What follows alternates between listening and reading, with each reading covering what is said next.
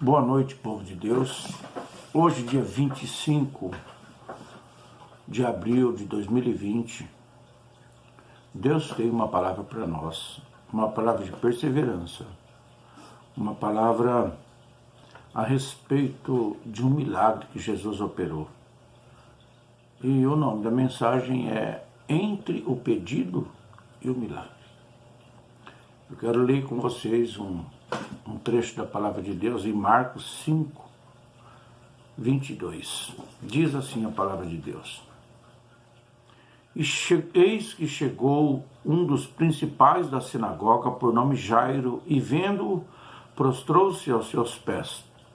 E rogava-lhe muito, dizendo: Minha filha está moribunda. Rogo-te que venhas e lhe imponhas as mãos para que sare e viva. E foi com ele, e seguia-o uma grande multidão que o apertava.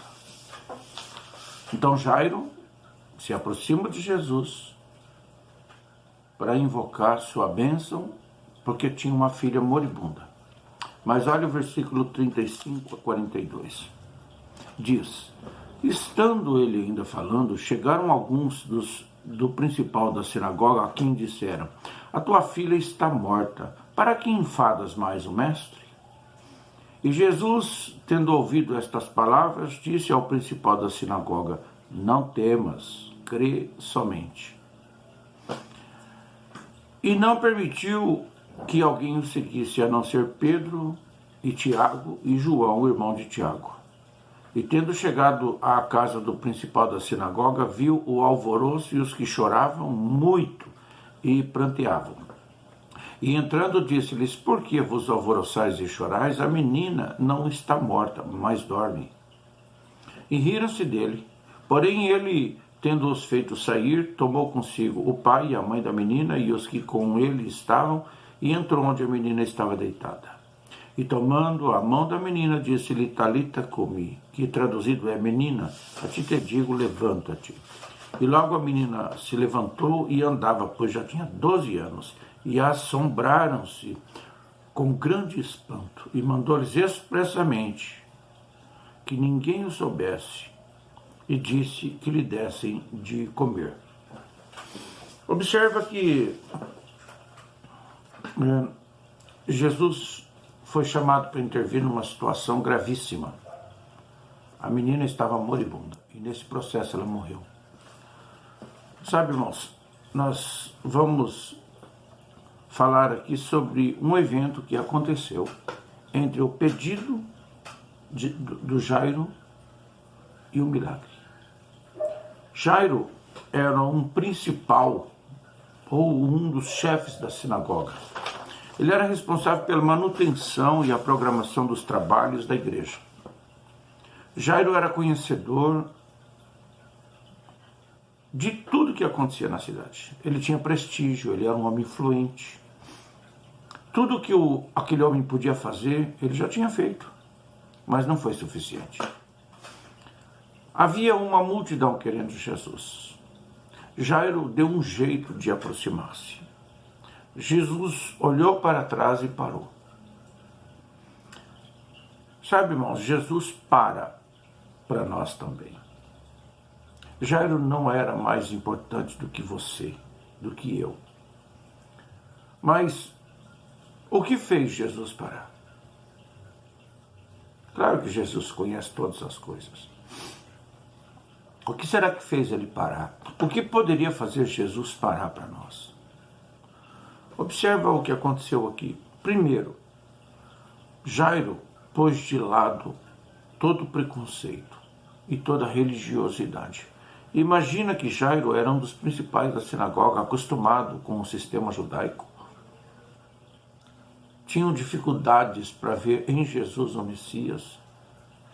Jairo deixa a sua religiosidade de lado. E o que é a religiosidade? É uma busca de aproximar-se de Deus por métodos que não são, digamos, tão aprovados por Deus. Muitos se aproximam de Deus através de entidades e nós sabemos hoje que apenas Jesus é que pode fazer o elo de ligação entre nós e Deus. Por isso Timóteo disse: não existe outro mediador entre Deus e o homem a não ser Jesus. Então Jairo deixa a sua religiosidade de lado. Segundo, ele se despiu da sua vaidade. Ele era o principal da sinagoga, um homem acostumado a ser servido. E, por último, ele se sujeitou a outrem. Quando ele se prostra diante de Jesus, ele estava ali sendo sujeito. E muitas vezes a nossa dificuldade se reside nisso. Nós temos dificuldade em nos sujeitar a alguém. Existe um princípio dentro da gente, um egoísmo, que muitas vezes nos impede de nos prostrarmos diante de alguém, ou principalmente diante de Deus. Então Jesus olhou para trás, porque tinha muita coisa envolvida nesta abordagem de Jairo. Sabe, quando Jairo está falando com Jesus, quando ele está se dobrando diante do Senhor, no versículo 35 alguém chega e diz: a tua filha já está morta, por que você está incomodando o mestre? Isto é chamado de seta desanimadora. As setas desanimadoras, elas podem ser lançadas contra você no momento que você está buscando a Deus. Muitos podem chegar e dizer: por que você está incomodando o Senhor com isso? Ele não vai te atender. Ou não tem mais jeito. Você não vai conseguir. Quantas vezes as setas desanimadoras são lançadas sobre a nossa vida para a gente desistir de algo? Mas no versículo 36, Jesus responde: não temas, crê somente. Em outras palavras, o que eles estão te dizendo não tem valor. Se concentra no que eu falei. Se concentra no que eu te disse. Então, meus irmãos, Jesus disse que iria. Ele disse que iria. E ele foi com Jairo até a sua casa.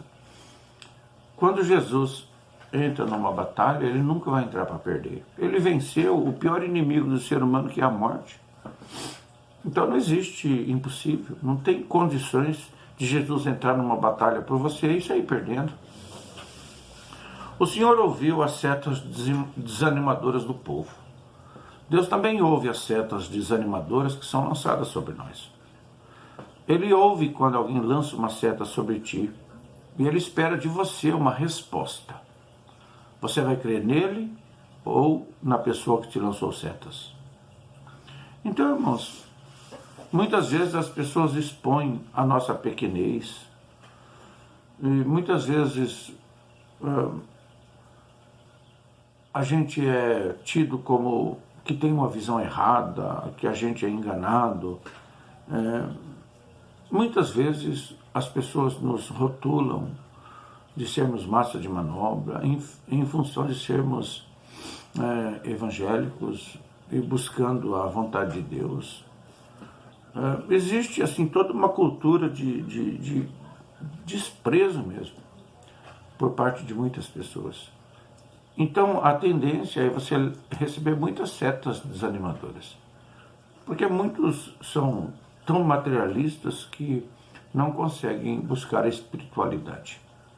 Mas não dê ouvidos para setas desanimadoras, busque a Deus. Independe o que as pessoas falam. O seu sucesso só vai depender do seu relacionamento com Deus. Quando alguém chega e diz: tua filha morreu. Tua filha morreu é uma expressão definitiva.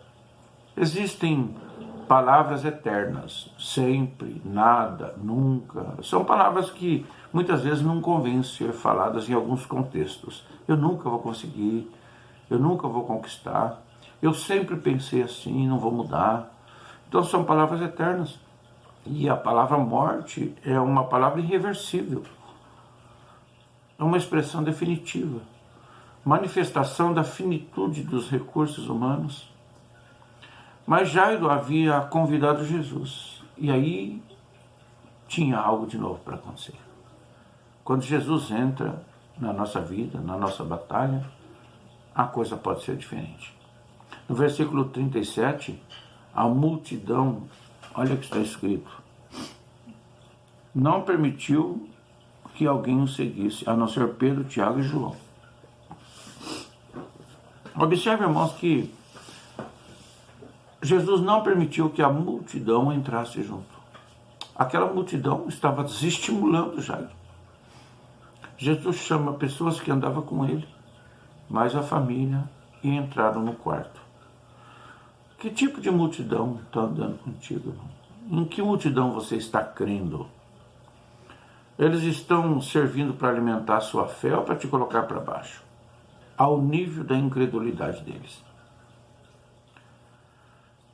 Muitas pessoas podem dizer, olha, eu tentei, não deu certo para mim, certamente não vai dar certo para você. Que tipo de conversa você está tendo?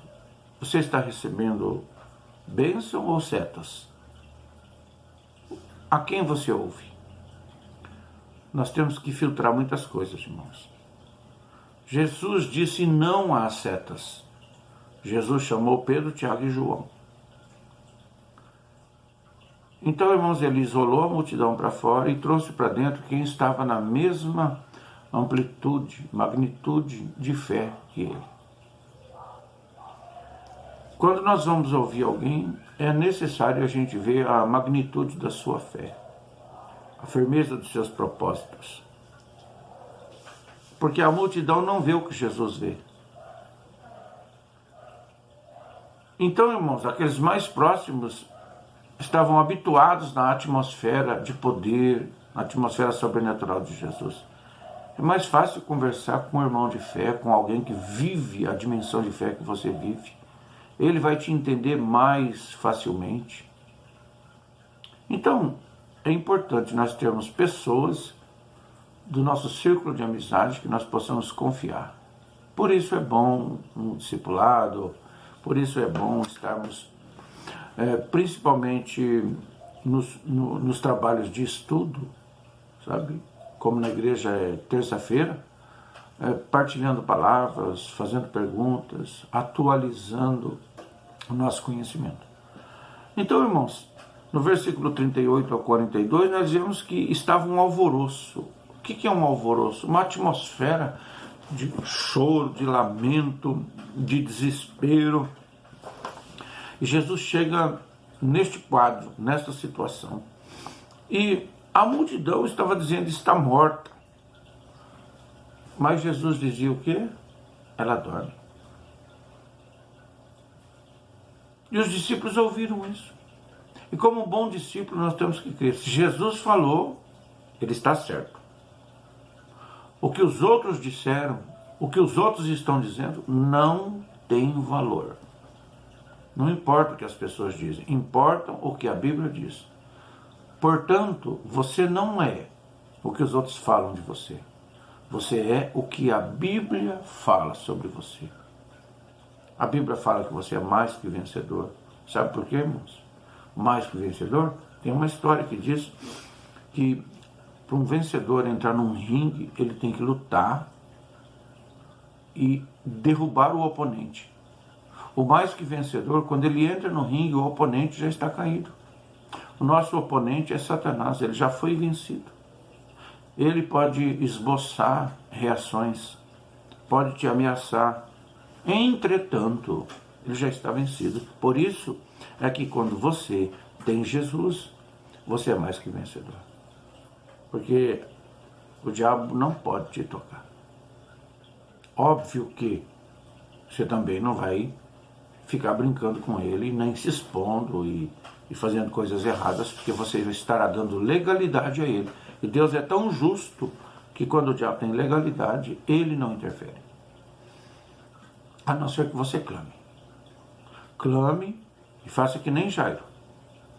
Faça que nem Jairo. Deixa seus preconceitos de lado, deixa a sua posição, seja lá o que você é, o que você tem, abandone tudo isso, sabe?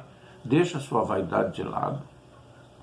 Não importa se você tem vergonha da sua situação e não quer expor nem para um pastor, nem para um líder. Enquanto você não se expor, irmão, enquanto você não abrir a casca, ninguém chega no teu coração. E também se sujeitar a alguém. Tem gente falando, não confia em ninguém. Você vai ser um eterno solitário. Se você não confia em ninguém, é porque você aceitou as feridas da vida, você aceitou as ofensas e guardou isso para você. Então você está absolutamente, completamente ferido por dentro, e de uma ferida que você não quer que seja curada, porque você não quer expor essa ferida. O Jairo, irmãos, foi lá, abriu o coração, no meio daquela multidão, e Jesus foi lá e resolveu o problema dele. Quando Jesus encontrou aquele cenário dominado pelo desespero, a multidão, o choro, o lamento, o olhar piedoso sobre o Pai, que é o que acontece nos velórios, a situação era contrária. Mas Jesus estava lá. Para Pedro, Tiago e João, não importava o que a multidão dizia. Se ela já estava pálida, se ela já estava fria, se ela já estava amarelada. O mestre disse que ela está viva, então ela está viva. Sabe, irmão, às vezes a situação da nossa vida é assim. Qualquer pessoa que olhar pensa, realmente, ali acabou mesmo, não tem jeito, não tem solução. Mas se Jesus falou que tem, irmão, não se incomode com a aparência, não se incomode com o que as pessoas possam dizer. Creia, creia. Se tu creres, verás a glória de Deus. Está com situação financeira problemática, perdeu o emprego, na sua casa está um problema grave, aparentemente insolúvel, você está com uma doença, sente a presença do inimigo afrontando você. Não importa. Se Jesus falou que tem jeito, então tem jeito. Se tu creres, verás a glória de Deus. Faça como Jairo. Chame Jesus. Fala, Jesus, vem comigo. Vem na minha casa. E quando você clamar, com certeza, Jesus não vai te deixar na mão. Em João 15, 7 e 8, Jesus falou: o que recebestes, nisto permaneceis. O que é que você recebeu? Se você ouviu a palavra de Deus, recebeu ela, permaneça nela. Então, irmãos, a menina estava morta, mas Jesus estava vindo. De repente, uma situação que você tem já morreu, mas se Jesus estiver vindo, haverá ressurreição. Não importava as setas desanimadoras, Jesus havia parado para Jairo. Amém? O período entre o pedido e o milagre foi difícil, mas Jairo teve a alegria de dizer: passou. Está difícil, irmão? Está doendo? Está demorando? Eu quero que no final desse processo você possa fazer assim, ó. Graças a Deus passou. Amém, Jesus. Então, irmãos, vamos fazer como Jairo. Vamos buscar Jesus e provocar a sua parada. Jesus parou e olhou para trás. Jesus, que o Senhor esteja parando para nós agora. E que no teu nome nós encontremos a solução para os nossos problemas. Senhor, abençoe esta pessoa que está ouvindo agora. Abençoe estas pessoas que estão crentes na tua palavra. Crentes que o Senhor vai intervir em qualquer situação de suas vidas e vai provocar um milagre. Meu irmão, até daqui uns dias que nós encontraremos pessoalmente, porque final de semana que vem já haverá culto presencial. E eu quero, em nome de Jesus, que se você estiver vivendo uma fase difícil, você possa daqui uns dias poder fazer assim, ó. Passou. Boa noite. Deus te abençoe.